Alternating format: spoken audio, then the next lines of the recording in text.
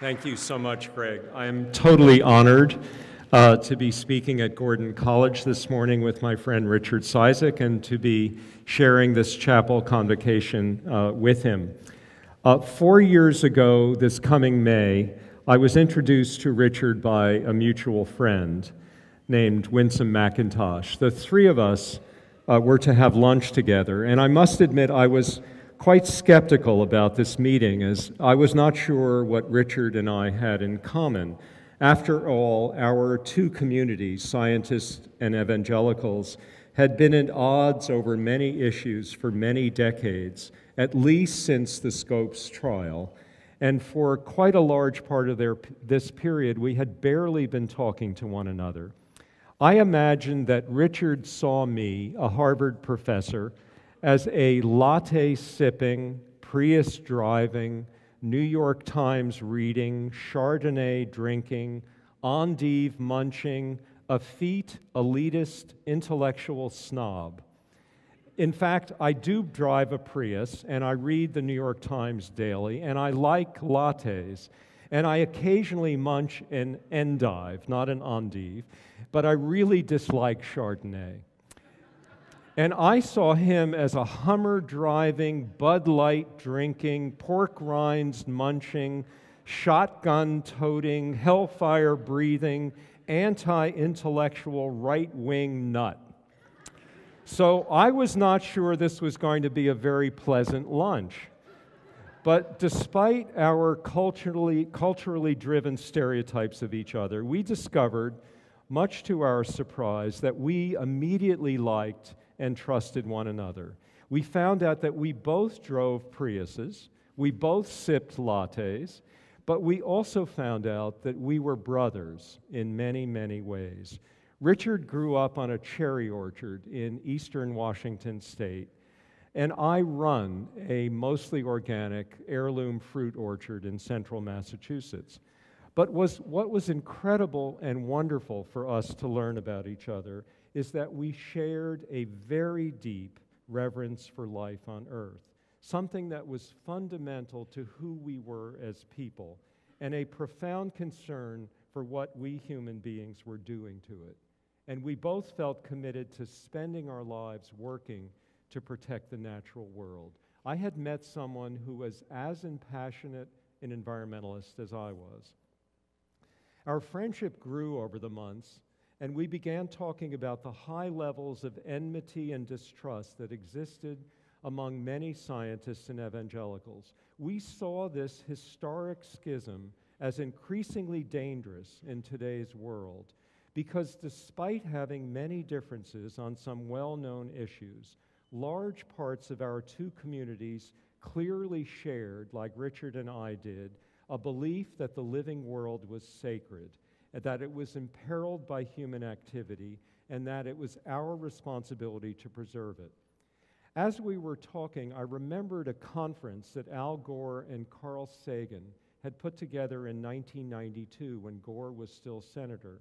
It brought together leading environmentalists and leaders of the faith community. All the major religions were represented. I was very fortunate to be invited. And we spent 2 days working on a final declaration of common purpose to protect the environment. When Gore was selected as Clinton's running mate, this effort largely was pushed into the background. So in thinking about that conference, I proposed to Richard the idea of our bringing together a group of scientists and evangelicals to see whether we could join forces.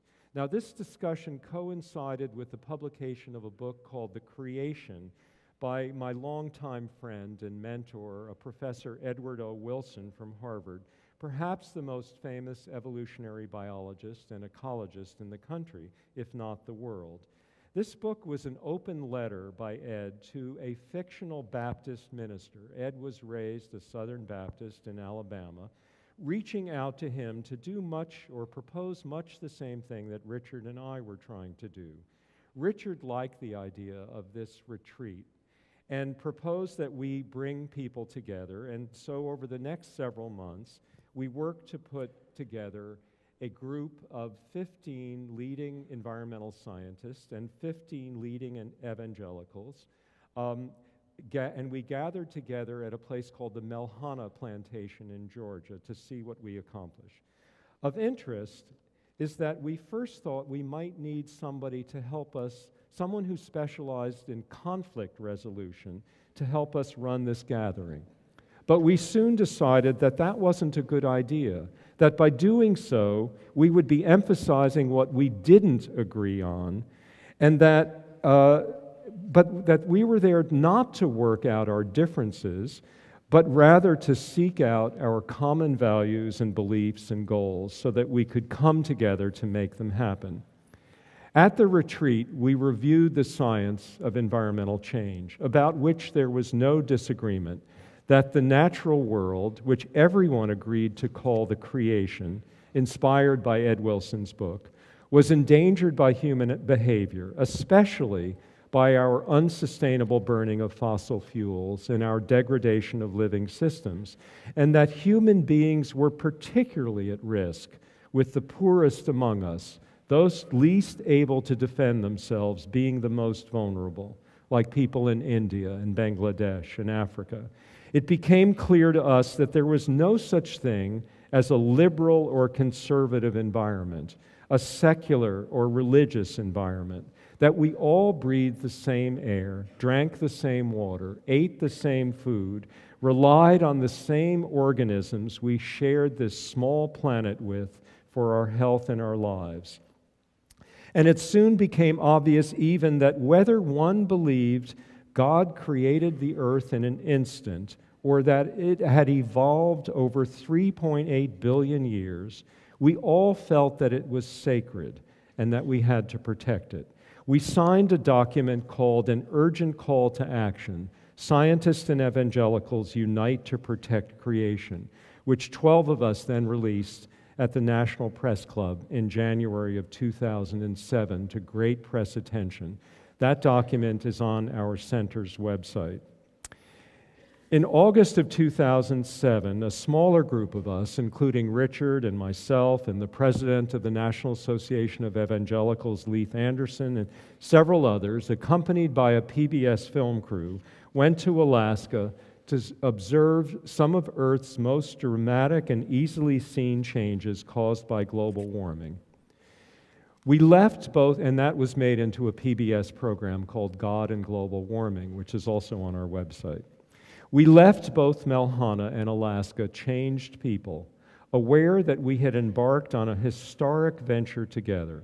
We were convinced that we could capture the public's imagination, that people saw scientists and evangelicals as so antagonistic to each other that if they could put aside whatever differences they might have and speak with one voice, that what they said had to be taken seriously, that their warnings were urgent ones that everyone should listen to. And it was for me something that I had experienced before. In 1980, along with 3 other Harvard faculty members, I founded an organization called the International Physicians for the Prevention of Nuclear War, which grew to having national physicians organizations in some 80 countries, some 250,000 physician members. We had physician organizations in every NATO and Warsaw Pact country, and this was at the height of the Cold War. So having physicians from the United States and Soviet Union working together at this time was putting aside their political and ideological differences to work to prevent the catastrophe of nuclear war was something that the whole world listened to. And it was very powerful, and in large part, it was the reason that this organization won the 1985 Nobel Peace Prize. We helped change public opinion and maybe even public policy about nuclear weapons because people finally understood the catastrophe of a nuclear war. Well, in the mid-1980s, there was a new leadership in the Soviet Union, and the relationship between the two countries, our two countries, improved markedly. And this was the same time that the hole over the ozone layer over the Antarctic was discovered, and people became concerned about the possibility of global warming. And a group of physicians decided that we had to increase our efforts to include global environmental changes, that these were, quote, Armageddon in slow motion, and that we had to work on global warming and loss of biological diversity. And this group eventually held symposia and published articles and published books, and that led to our forming in 1996 our Center for Health and the Global Environment at Harvard Medical School, because we felt, like the physicians in nuclear war, we had to help the world public understand this growing catastrophe that would affect the lives of people all over the world. So our center has been very busy these last 13 years, held courses, worked with the Congress, worked with the United Nations, and published and made our curricula very widely known by having it on our website. And may I have our first slide, please? And this last year, published this book called Sustaining Life, How Human Health Depends on Biodiversity, which was the result of an effort by some 100 of us over 7 years in the making, wanting people to understand how our health depends on the health of the natural world, so that they would understand that we were dependent on other species and on the functioning of natural ecosystems. So I want to read from a portion of this book, next slide please, about this organism which is called the gastric brooding frog. Gastric brooding frogs, the only amphibians known to raise their young in their stomachs, were discovered in the 1980s in Australia. The female swallows the fertilized eggs, which then hatch in her stomach. And when the hatchlings become fully developed tadpoles, they are delivered to the outside world. The mother vomits them out, and they continue their development into adult frogs. Now, the stomachs of all vertebrates, including frogs, including us, contain substances that secrete enzymes and acids beginning the process of digestion. And it was learned that these tadpoles secreted compounds that prevented their being digested, and people were very interested in trying to find out what these compounds were, because they may have led to new insights to help us prevent ulcers in people, which affect 25 million Americans. But these studies had to stop before the compounds were identified, because both species of gastric brooding frogs, the only ones known anywhere in the world, went extinct. And we will never know what those compounds were or how they worked. That information is gone forever. I'm delighted to say the book is doing well. It's being used as a textbook by the U.S. Senate, by the U.S. Congress, and I would tell you more about the book, but I want to finish on time so that my wonderful friend Richard has time before you must leave. Next slide, please. So in closing, I want to talk about this slide, and you're not going to be able to see it. This is an image by the Cassini spacecraft in 1996, beyond Saturn, looking back at the Earth through the rings. And you can't see it on this slide, but there's a faint dot there, which is a dot of the Earth. Now, the next slide will allow you to see this better. You can't really see it in the rings there, but this is a blow-up of this faint dot. This second image was taken by the Voyager 1 spacecraft almost 19 years ago exactly, February 14th, 1990. The Earth is over 4 billion miles away. At the suggestion of Carl Sagan, NASA turned Voyager around to photograph the planets of the solar system. One image showed what Carl Sagan called the pale blue dot of the Earth. And so to end my talk, I want to read what Carl Sagan said. I was lucky enough to know Carl before he died tragically at a very young age. And I mention this because it is essentially what Richard and I are trying to do, using all of our intelligence and energy and creativity and our hearts to work to save what's on that pale blue dot. So Carl Sagan said, look at that dot. That's here. That's home. That's us. On it, everyone you love, everyone you know, everyone you ever heard of, every human being who ever was lived out their lives.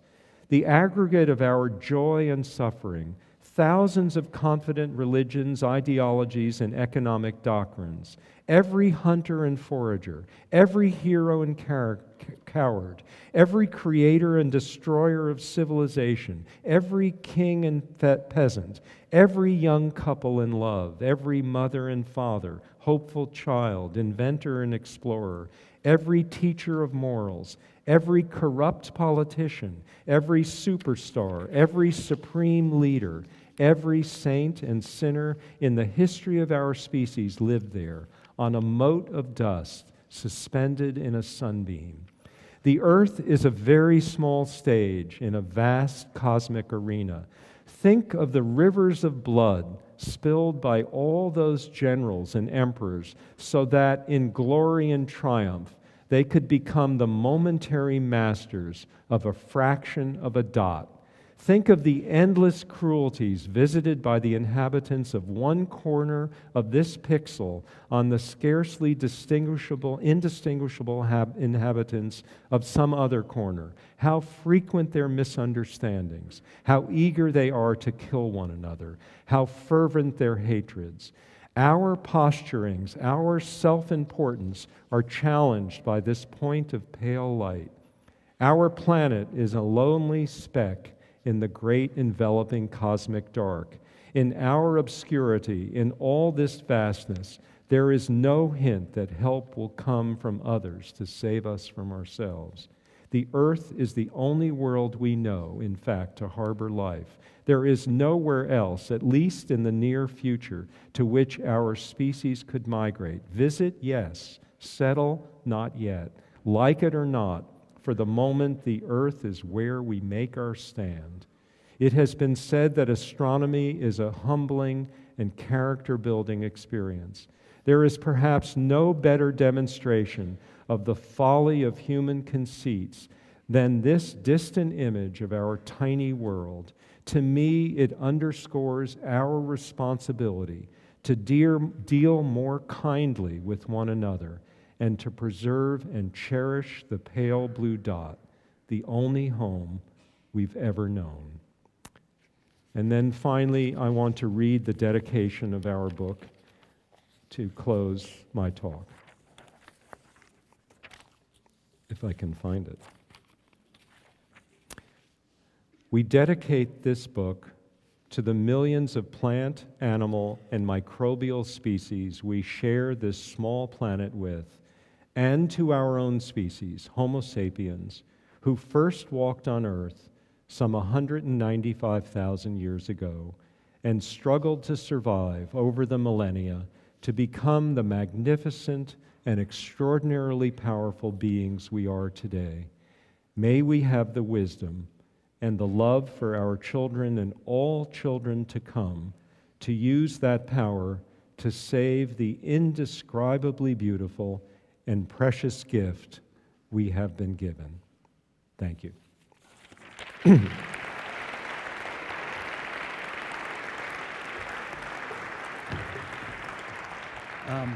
You're going to lead me to Carl Sagan, please? Will you read that for me? Okay.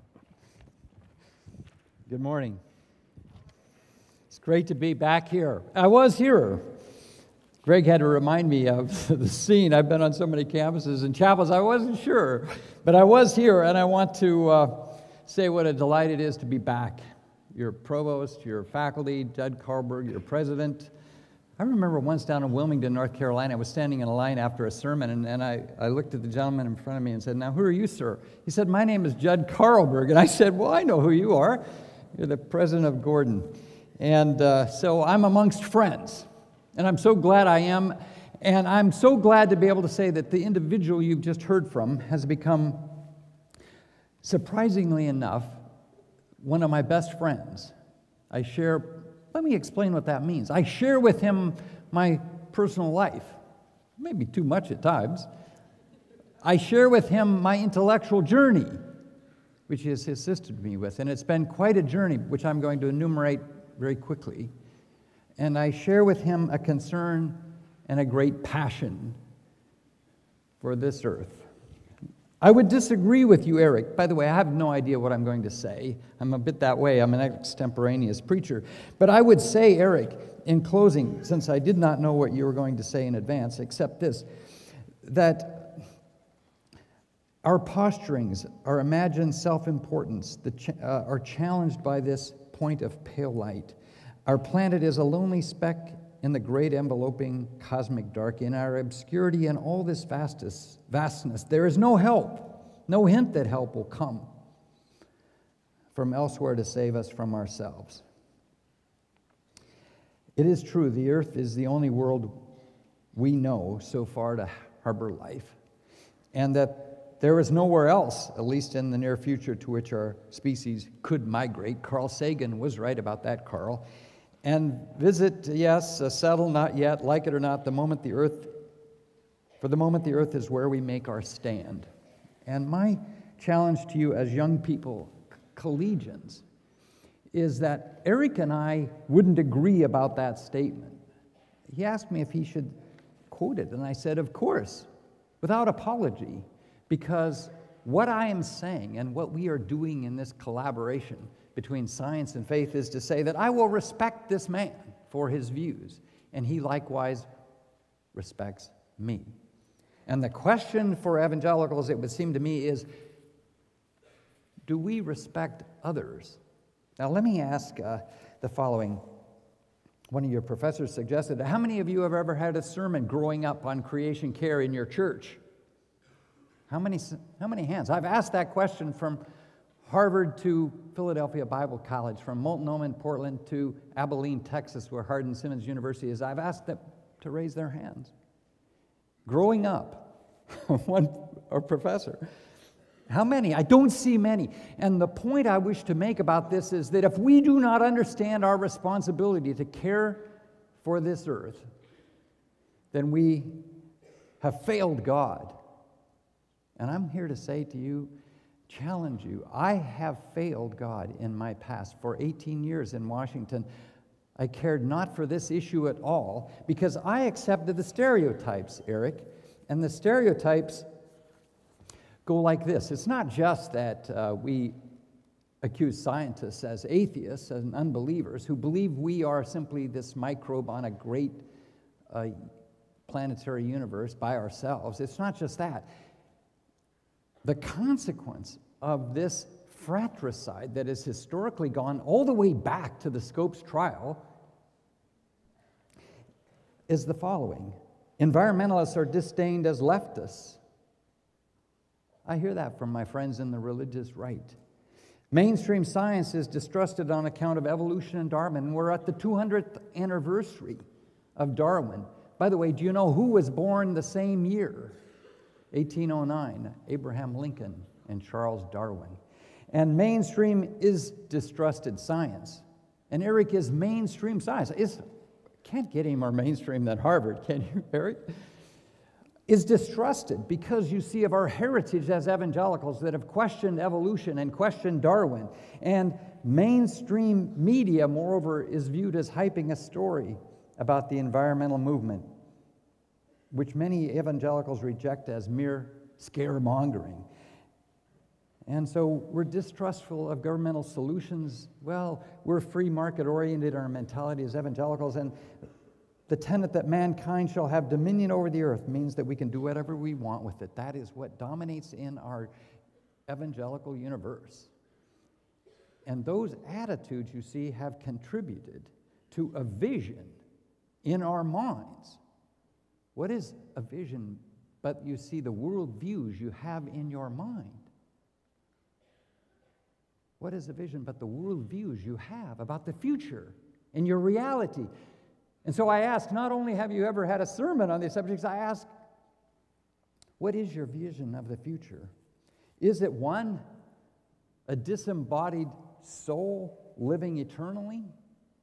Just be honest with me. Is that your vision? Or is it a vision the scriptures teach of the resurrection of the body that will live in a new heaven and a new earth? Because you see, if you are a Neoplatonist who believes that ideas matter and spirit matters, but matter doesn't matter, you may well be worshiping some other God than the God of Christianity. And I would say to you as young people, the first thing I would say about beginning to address this issue of the planet, which I do believe is in great peril. By the way, in 2005, the UN released the Millennium Ecological Assessment by 1,360 experts, 95 nations, 22 National Academy of Sciences. And what did they conclude? But that we've polluted for over 50 years and exploited 2/3 of the ecological system on which life depends. And the question is, why hasn't the church spoken to this? And I have to say to you, in all honesty today, E.O. Wilson left me a note the other day. He said, Richard, you have paid the price for speaking out. By the way, he, I think, humorously suggested we have our Galileo. Because, you see, I lost my job with the National Association of Evangelicals because, by Leith Anderson's own words, what you were saying, Richard, was just too much, too fast. And your associations led you to conclude, well, things like, well, maybe civil unions might be the best way to defend sex and gender-based marriage. And you affirmed the possibility of that. You may just have affirmed the possibility of believing that, but it was too much. So I'm saying to you, in the few minutes I have, the vision you have, if it is not a biblical vision that says we must do this and it's not an option, it's required. If that vision isn't in your head that you have to do this individually and collectively, you're out of the will of God. You're out of what the Scriptures challenges you to do from Genesis to Revelation. And the vision has to be one of sustainability. The verse I heard growing up was, where your treasures are, there will your heart be also. For store up your treasures not on earth where moths and rust destroy and thieves steal, but in heaven where none of those things happen. And evangelical theologians have said, in heaven, you see, things don't go extinct. And so what Jesus was saying was the earthing of heaven, thy will be done on earth as it is in heaven. You see, and that sustainable vision that we are to live in such a way that things don't go extinct is what Jesus was talking about all along. But the idea that you can be shunned, the idea that you can be, yes, even terminated because you believe these views, in my opinion, is a reflection of where we are as the evangelical community today. And now I can say it with freedom. By the way, when I was here, I told the story of the man who, traveling along in his Jeep Cherokee, jumped out and he went over to the shepherd and he said, if I can tell you how many sheep you have, can I have one? The American, let's just call him an American evangelical, jumps out of his Jeep Cherokee, goes over to the shepherd and he says, if I can tell you how many sheep you have, can I have one? And the shepherd said, of course. The American goes in, gets on his laptop, goes to GPS, God's positioning satellite, and then he comes back to the shepherd and he says, you have 1,638 sheep. And the shepherd says, that's totally amazing. Go pick one out. He does. He's driving away, and the shepherd walks up, knocks on his window, and he says, sir, he says, if I can tell you what you do for a living, can I have my sheep back? And the American says, yes. And the shepherd says, why, you were a consultant. And the American says, how did you know? He says, you came into my world. You said things you didn't know anything about. Asked me questions I didn't need answers to. Leave out, charge me a lot of money. He says, lastly, you didn't know diddly squat. He said, you took my sheepdog. Well, now I am a consultant. And I'm a consultant to you today to say that if we don't have this vision right, if you don't have that worldview of sustainability, you're out of the will of God. And I would say most evangelicals reason as follows. Science believes in evolution. Eric, you're a scientist. You believe in evolution. Evangelicals reject evangelicals reject evolution, and so we're going to reject what scientists say.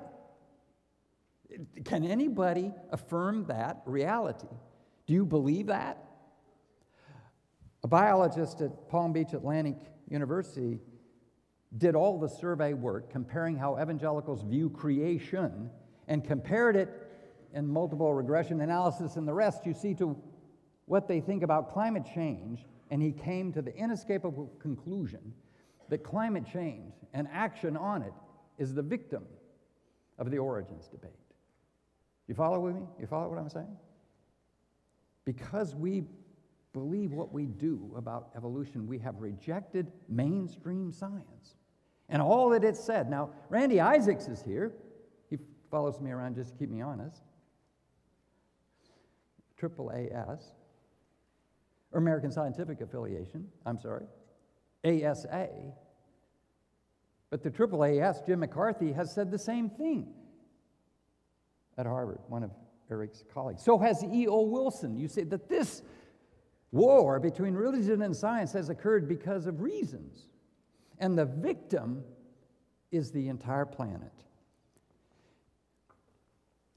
And it is today, climate change is a great, even, I think, the most urgent driver of change. And so I'm asking you to change. By the way, as Margaret Mead said, the only person who really wants to change is a baby. Is a baby who needs a diaper change. And then when you change the diaper, it's still screaming. But we're a lot like those babies. We don't want to change the way we think. We don't even want to change the way we act, but I'm saying you not only have to have that vision, but you have to have a strategy. And I've learned from Jim Collins the following, by the way, about this. Listen to me, because it's really important to what we're talking now about on this subject here on climate change, the environment, the world, and all the rest. He says, well, leadership is important, but he says, leadership is equally about creating a climate where the truth is heard and the brutal facts confronted. So leadership isn't just about having vision. He says, if you don't have vision that creates a climate where the brutal facts are confronted, whether you're a business CEO, executive, the president of a university, or whatever, if you don't have, you see, a climate where all the facts, the brutal facts about your life as a college student, that really isn't leadership. And there's a huge distinction between having your say and the opportunity to be heard. And what Collins says in his book, Good to Great, is great. Not just good leaders understand this distinction. And creating an environment where people have the opportunity to be heard and the truth to be heard is what leadership is about, and that is what the evangelical community desperately needs and doesn't have. And I would say the strategy that strategy of leadership cannot occur, the brutal facts, without the scientists who tell us what is happening. These two worlds coming together is what E.O. Wilson says in his book. If you read anything, read Edward O. Wilson's The Creation, and then read Eric's book on biodiversity to realize, you see, what we need to know about the brutal facts. Because the illogical syllogism has to go by the wayside. Please.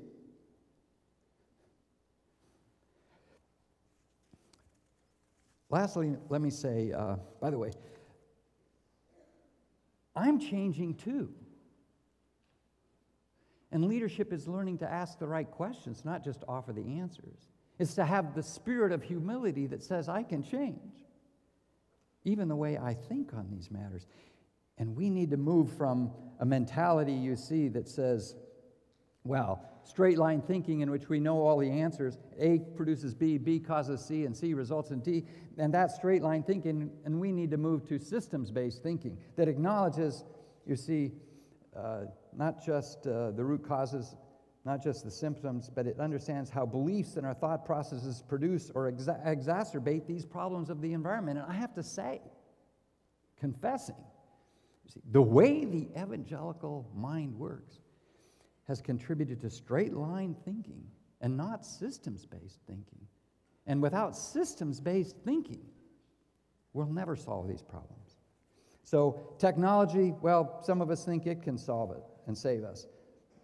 Quick fix thinking, short-term solutions, we opt for those all the time as opposed to long-term thinking. Less bad is good enough, even though 6 billion people on the planet having a little less, acting a little less, or behaving a little less badly won't solve the problem. In other words, we think a way is gone, and we have to move to there is no way.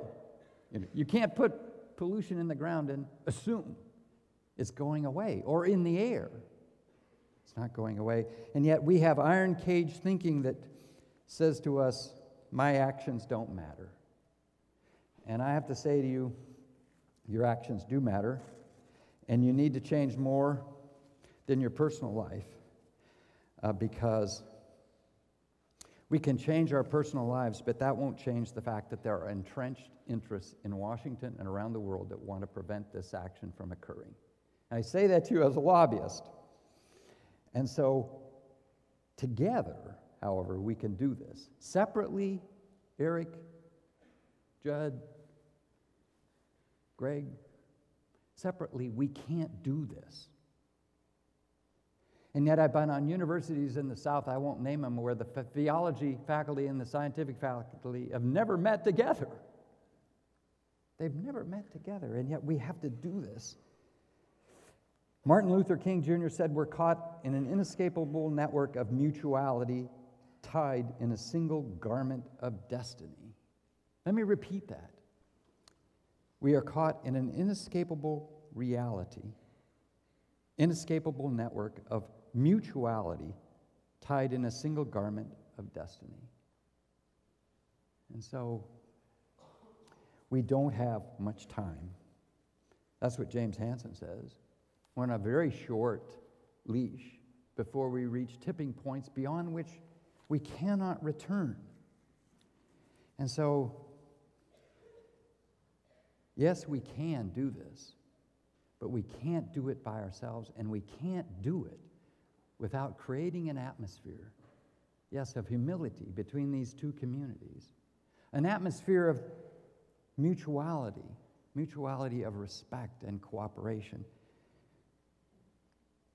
And each of us individually, by the way, has to change to move from disinterest, I call them the 5 Ds, from disinterest to deliberate. Disinterest says I won't change. Deliberate says I might change. Design says I will change. Doing says I am changing, and defending says I not only have changed my thinking on all these subjects, but I'm willing to defend this thinking. Those are the 5 Ds. But regress is easily common due to emotional and psychological stress of change. We don't really want to change. But I believe with God's help we can. But I believe time is of the essence, and I'll just tell one last story since our time is up. There is a screw tape story of 3 young devils who were completing their training in hell.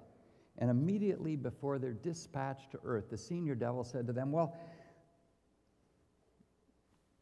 for your final examination, he said, let me ask you, what will you tell them when you go up to earth? And the first devil, young devil, he says, I will tell them there is no God. And the senior devil says, well, that might not work too well because many of them say they know him personally. The second young devil said, when asked, he said, I shall say there is no hell. Ah, that's more ingenious, said the senior devil, but unfortunately it won't work. Too many of them are living in hell already.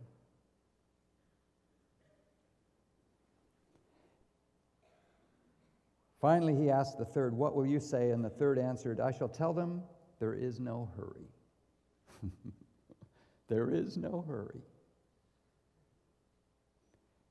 And the senior devil said, excellent, go up immediately and set to work. You're going to need, you see, a vision, a strategy of change, moving from short-term to long-term, from straight-line thinking to systems-based thinking. You're going to need, by way of tactics, great courage to make these changes in your personal life, in your thinking, and in the country we live in, and in the world we are on this planet Earth. You're going to need all of those. And we need to do it expeditiously because there isn't that much time, in my opinion. John Wesley, I'll close with. To serve the present age, my calling to fulfill. Oh, may it all my powers engage. Oh, may it all my powers engage. If you're a political scientist, think about the laws that we're going to have to change in order, you see, to accomplish the ends we need against intransigence. If you're a medical student, a nurse, doctor, or whatever planning, we'll need your medical expertise in every profession. Communications, especially how to communicate these truths in ways that our own community would understand. To serve the present age, my calling to fulfill. Oh, may it all my powers engage to do my master's will. Arm me with jealous care as in thy sight to live, and oh, thy servant lead. Prepare a strict account to give. And I'm confident, together, yes, with scientists, and the whole body of Christ working together, we can do this. God bless you, and thank you for the opportunity. I hope I've challenged you.